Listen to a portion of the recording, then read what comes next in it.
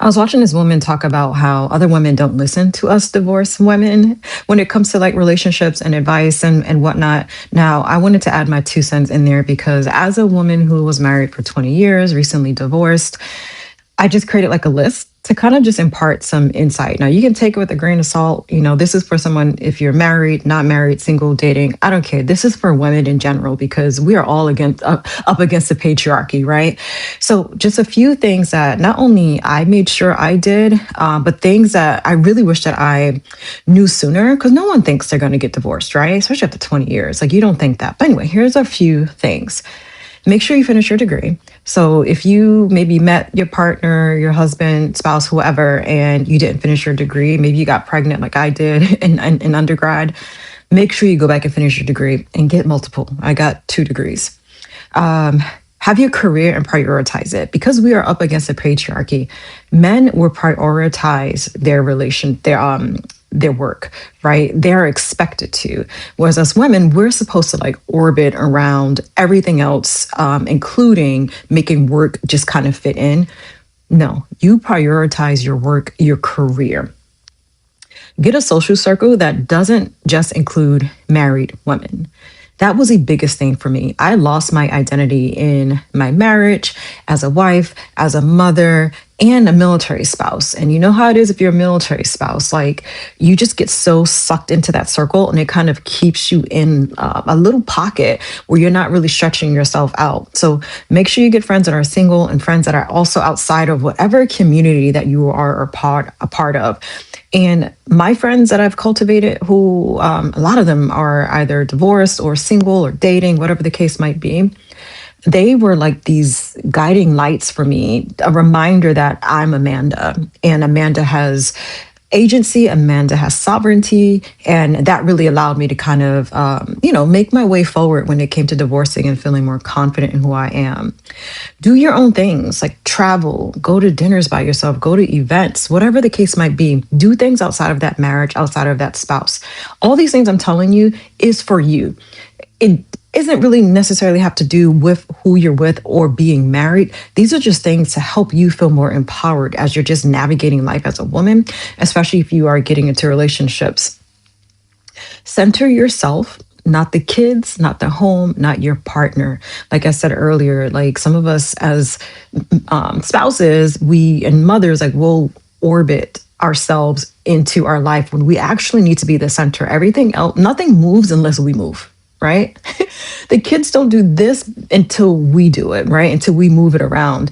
Anything going on with the family, we are taken care of. So we need to make sure we are the center of our lives all the way, every single day. And lastly, every year, elevate. I don't care what that looks like, whether that's socially, whether that's physically, whether that's mentally, emotionally. Every year, make sure you prioritize your elevation. Even like those milestone years, right? Maybe you're turning, 30 or 40, whatever the case might be.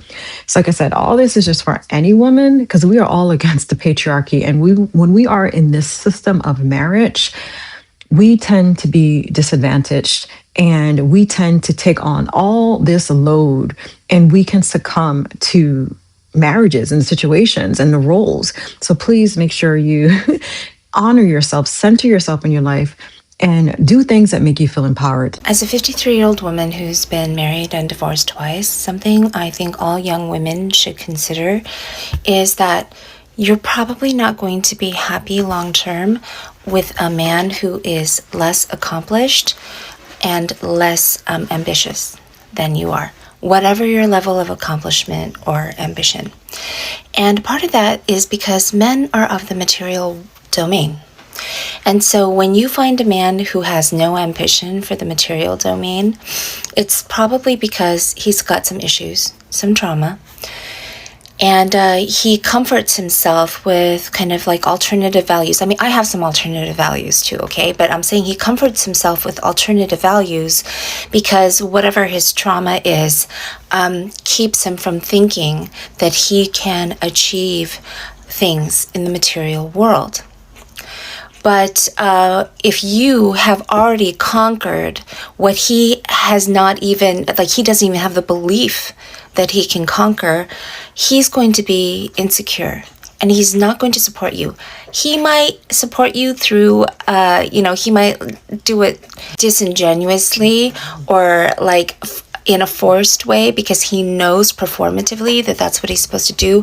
But you will definitely know from the energy that he's not really that happy for your success or your accomplishments. And then on your side of it is you're not going to be able to be happy with him because as the person who carries the DNA of the bearer of life, okay, you need a man who has some reasonable concern to conquer the material world to provide for the family that you're going to create together if you want to create a family together.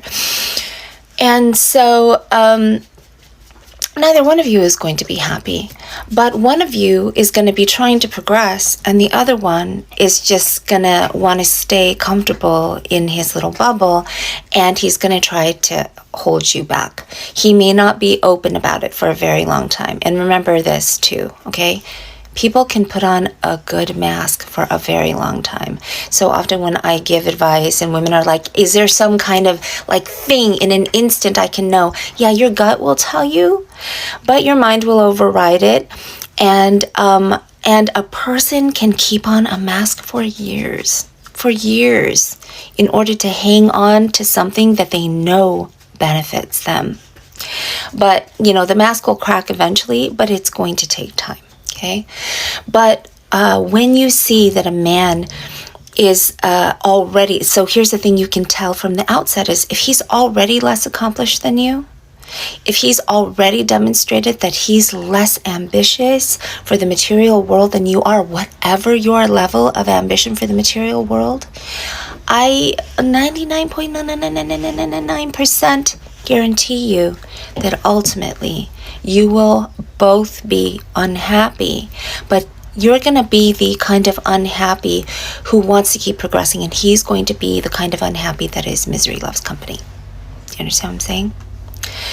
So, you will not be happy long-term with a man who is less accomplished and less ambitious in the material realm than you are. And you may have to go down that road and explore that path anyways, and that's okay. But, I just share this stuff because it's shit I've been through. At the age of 54 and 2 divorces later, let me give you the marriage advice I wish that I had listened to. Love is not enough. Marry for character, not just chemistry. You're not just marrying them, you're marrying their habits, their debt, and their family drama. Marriage will never fix loneliness. The wrong person will make it worse. You can't marry potential. You're not a life coach, you're a spouse. Being alone is way better than wishing you were. The right person will make you feel safe. The wrong one will make you feel small. We'll figure it out is not a financial plan. Some people don't want love, they want control. Learn the difference. You should be excited to marry them, not just relieved that they finally committed. Be prepared to marry the whole family. Period. Hope that helps. You can't decide whether or not to leave or stay in a relationship. Listen to this one piece of advice I have. Hello, my name's Monica Moore-Smith, and I'm trying to share my mistakes that I made as a divorcee so you don't have to learn the hard way. You are under no obligation to stay with someone just because they promise to change. Potential is a manipulator's greatest tool to keeping you around. Only stay in the relationship if you are okay with the rest of the relationship looking like it does now. Hard to hear, isn't it? I'm going to talk about some things that I've learned from being both married and divorced in my 20s. The first is that people tend to behave in accordance of what their actual priorities are. All right? Whether they vocalize these priorities, whether they're honest with themselves about what these priorities are, they will act in accordance with them.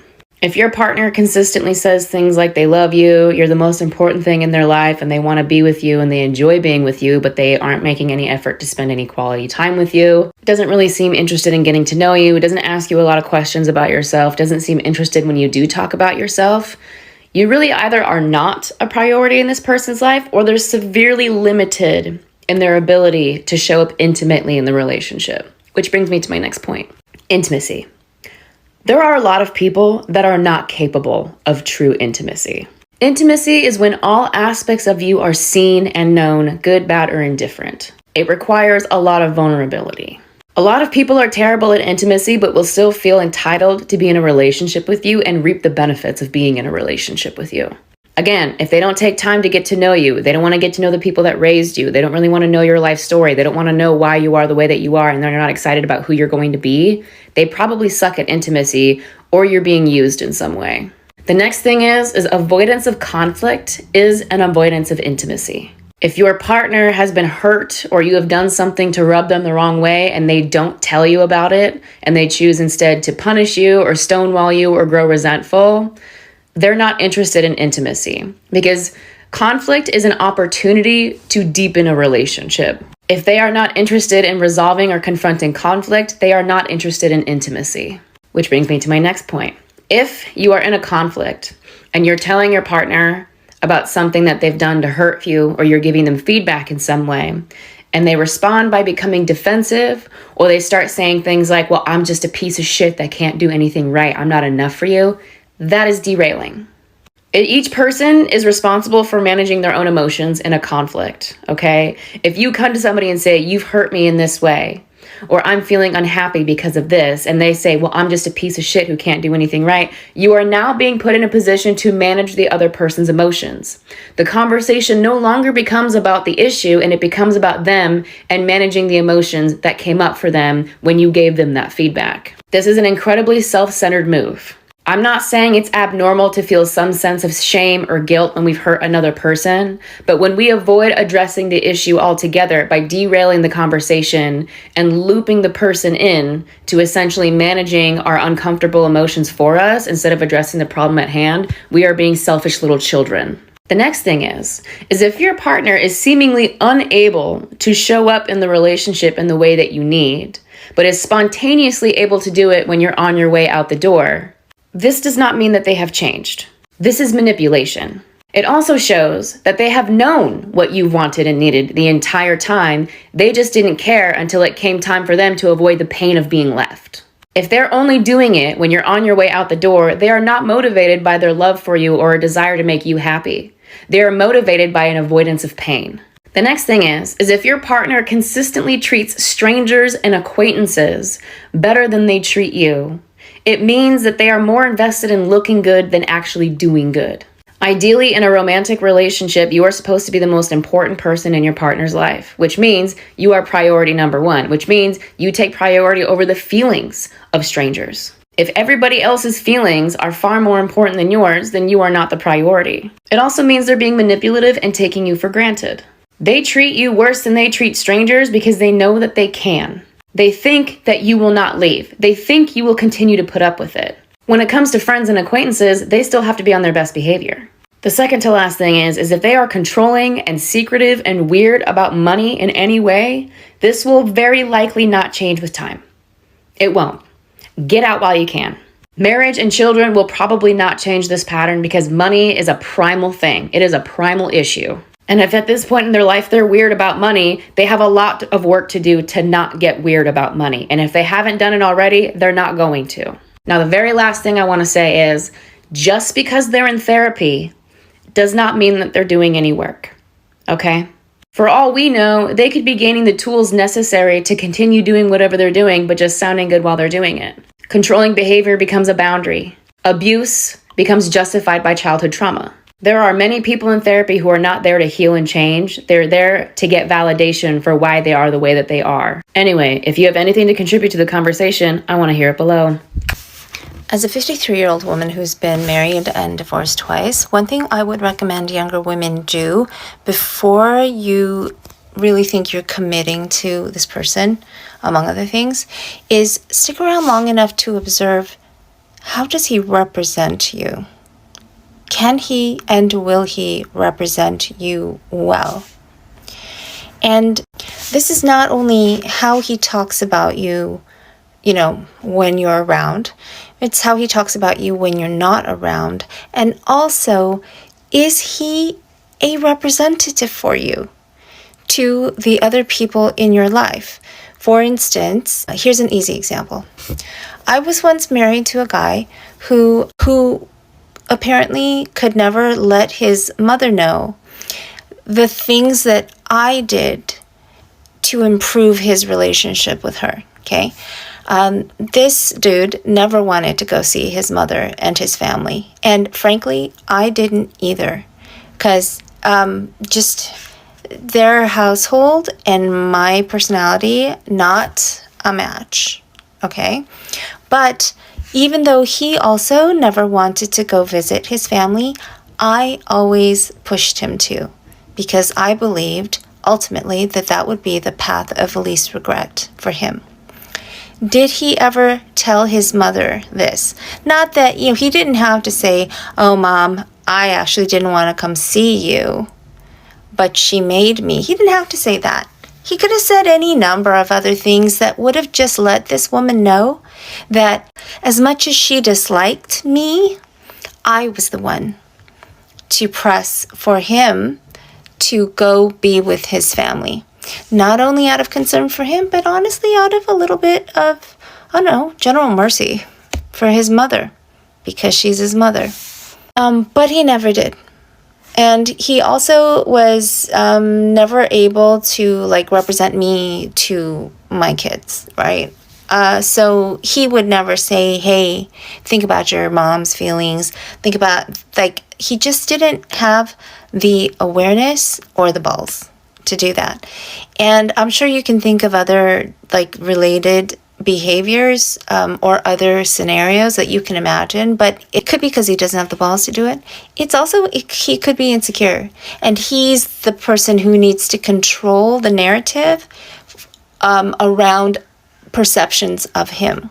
But he's so concerned with that he can't think past himself to think about you. If he's not able to do that, I would seriously think twice about committing. I've been with my husband for almost 20 years, but about 3 years ago, I was strongly considering divorce, and I want to talk to you about why. So I'm going to tell you the story of the day where I thought to myself, maybe I don't want to do this anymore. My husband and I had 4 kids. We both worked full time. We had been together for 16 years at this point. We've been together since high school. And on paper, I have an amazing husband. He is incredibly supportive. He's kind. He's loyal. He's a great dad. He's very hands-on. He's an active participant. He's always present. On paper, what else could I ask for? But in reality, my experience is very similar to the experience of other women. I had this amazing husband who on paper was great, but I was incredibly frustrated and burnt out from our marriage and from motherhood. Because what happens to so many of us is that we marry these amazing men and we have amazing relationships, and then we have kids. And when we have kids, women tend to carry a disproportionate amount of the work in the home, the work of raising kids, and the mental load. And that is exactly what happened to us. About 3 months after my 4th baby was born, I remember looking at my husband and saying, I need more. I need you to do more. I am exhausted. I am in charge of everyone and everything in this house. Every night when we cook dinner, you ask me what to make. Every day when you drop off the kids at daycare, you ask me what they need in their backpacks. I am the project manager of this home and I need you to do more. And he looked at me and he said, okay, just tell me what to do, right? Every woman has heard this. Just tell me what to do and I'll do it. And I said, okay, something that would make my life easier is if in the mornings when I came downstairs with the 4 kids, because I do mornings by myself, the dishwasher was emptied, the dishes were put away, and the trash was taken out. That would make my life so much easier, because when I've got the 4 kids running around and the baby crying, I can't be looking for their favorite water bottle in the dishwasher. I just need to know it's clean. And he said, yeah, of course. What? Yeah, I'll do that. That's no problem. And so, of course, he does it. But then I have to remind him, and then he forgets, and then I have to remind him again. And there was this one morning where I woke up, and I went to put something in the trash, and it was overflowing. And I went to get my son's water bottle, and it was in the dishwasher with all of the other clean dishes. And I felt so disrespected and unseen and unvalued at that point in time. And I remember texting my husband being like, what happened? Why didn't you do this? And he said, sorry, I was running late for work. And I remember thinking, oh my God, he doesn't see me.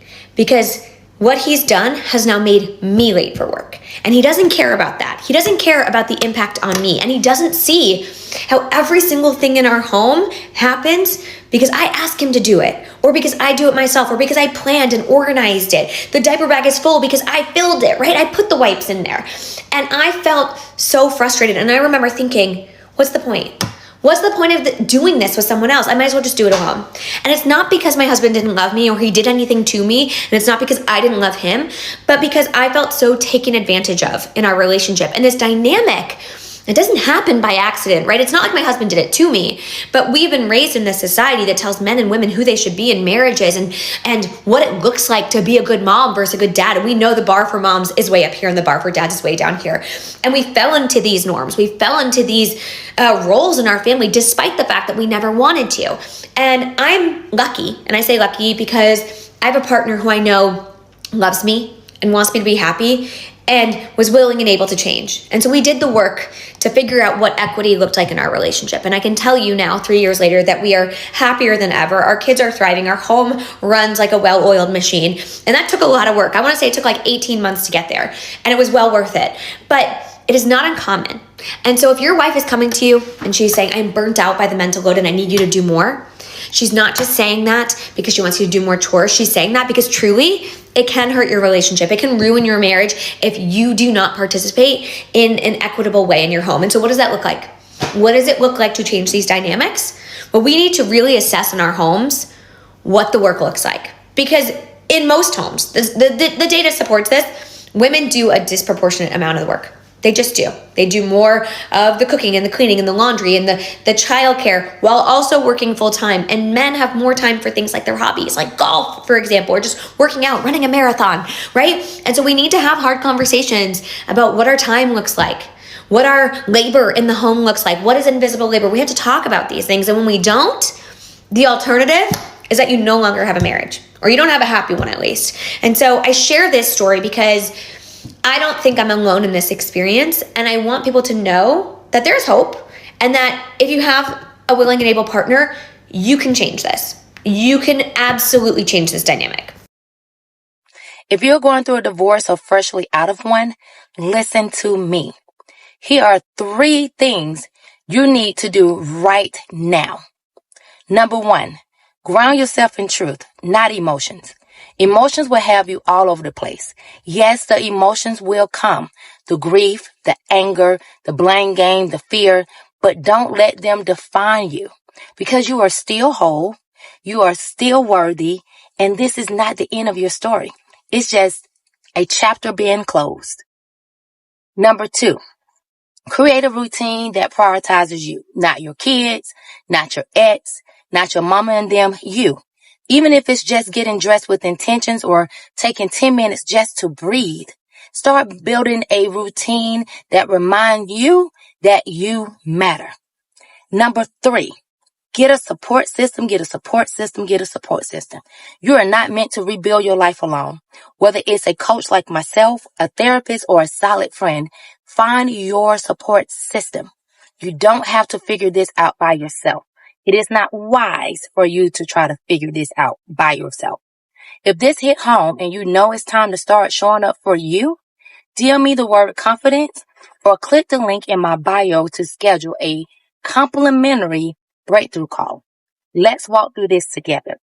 Until next time, know that beautiful living truly, truly awaits you.